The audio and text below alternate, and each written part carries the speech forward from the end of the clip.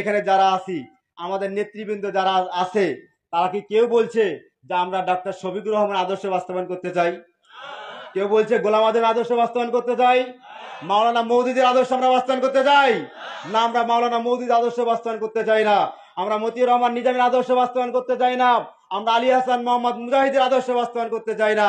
আমরা এই সমাজে বাস্তবায়ন করতে চাই সর্বকালের সর্বশ্রেষ্ঠ মহামানব বিশ্বনবী জনাবে মুহাম্মদুর রাসূলুল্লাহ সাল্লাল্লাহু আলাইহি ওয়াসাল্লাম আদর্শ আমরা সমাজে বাস্তবায়ন করতে চাই।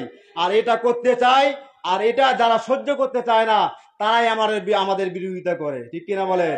এজন্য আসুন সকল ভণ্ড নেতাদের পথ পরিহার করে আগামী দিনে রাসূল সাল্লামের আদর্শ মেনে নিয়ে এই সমাজকে আমরা রাসূলের আদর্শিত হয়ে এই সমাজে আমরা পরিবর্তন করব, আর সেই পরিবর্তনের অংশীদার আমরা হতে চাই। রাজি আছি সবাই?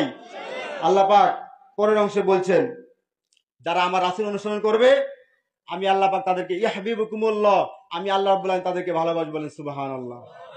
আর শুধু ভালোবাসাই না, আল্লাহ বলছেন ওয়াগফির লাকুম যুনুবাকুম আল্লাহু গফুরুর রহিম, আমি আল্লাহ শুধু ভালোবাসাই ক্ষান্ত হব না, তাদের জীবনের সমস্ত গুনাহ খাতাগুলি মাফ করে দেব। বলেন সুবহানাল্লাহ বিহামদিহি। আর আল্লাহ রাব্বুল আলামিন হচ্ছেন অত্যন্ত ক্ষমাশীল এবং দয়াময়। প্রিয় ভাইরা আমার, এজন্য আসুন আল্লাহকে ভালোবাসতে চাইলে রাসূল অনুসরণ করতে হবে, আর রাসূল অনুসরণ করলে আল্লাহ ভালোবাসবে, পাশাপাশি আল্লাহ আমাদের জীবনের গুনাহ খাতা মাফ করবে। আর এই জীবনের গুনাহ খাতা মাফ করার ঘোষণা আল্লাহ পাক আরেকটি জায়গা দিয়েছেন, সেটি হচ্ছে সূরা সফে। আল্লাহ